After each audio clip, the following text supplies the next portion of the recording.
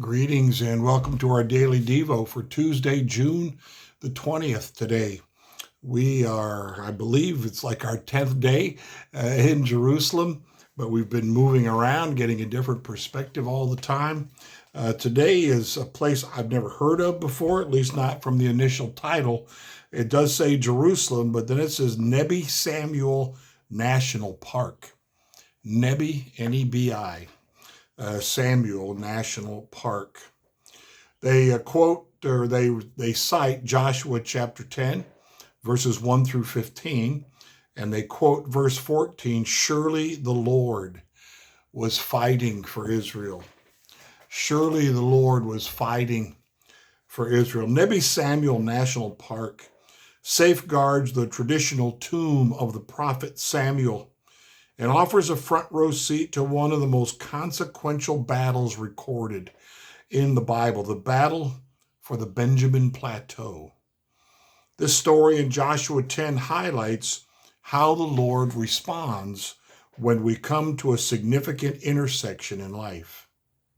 The Benjamin Plateau lies just north of and 500 feet below our viewing platform at the traditional tomb of Samuel.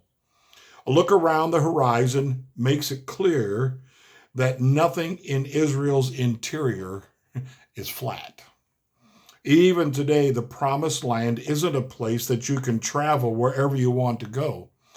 You can only go where the mountainous terrain yields enough to permit passage.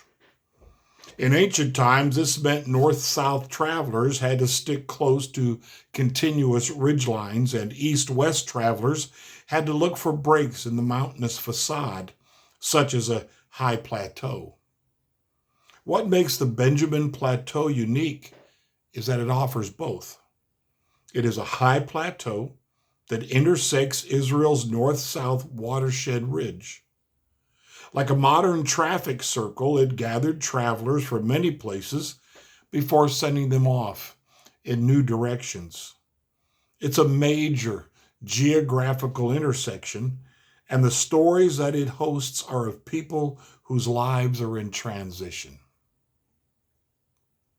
That's what makes this geography such a vital character in Joshua 10. It is a story ripe with tension. Joshua's soldiers have just made an all-night forced march to the battlefield and are more ready for rest than fighting. When they arrive for the first time, they face an army mustered from multiple city-states. On top of these two challenges, the battle is for control of the Benjamin Plateau. Victory here is vital to all that follows. If successful, Israel will collapse communication and coordination between the remaining cities of the interior. The outcome of Israel's divide and conquer strategy is on the line. All that makes us lean in to see what will happen next. If our attention gets stuck on the poetic insert of verses 12 and 13, we may feel some frustration because Joshua's enigmatic language about celestial bodies has been interpreted in a variety of ways. The prose portion of Joshua 10 is clearer and puts the focus where it belongs, on the Lord's actions.